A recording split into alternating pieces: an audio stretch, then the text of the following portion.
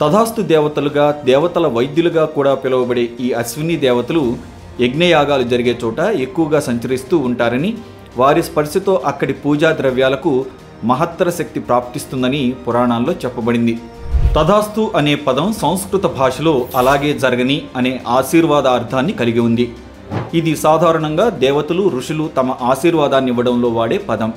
గుర్రం రూపంతోనూ మానవ దేహంతో ఉండే అశ్విని కుమారులు ఒక చేతిలో ఆయుర్వేద గ్రంథాన్ని పట్టుకుని మరో చేత అభయహస్తాన్ని చూపిస్తూ సాయంత్రం తర్వాత భూలోకమంతటా సంచరిస్తారని, ఆ సమయంలో మనిషి మనసులో ఏదనుకుంటే అది నిజమయ్యేలా దీవిస్తారని చాలామంది నమ్ముతారు.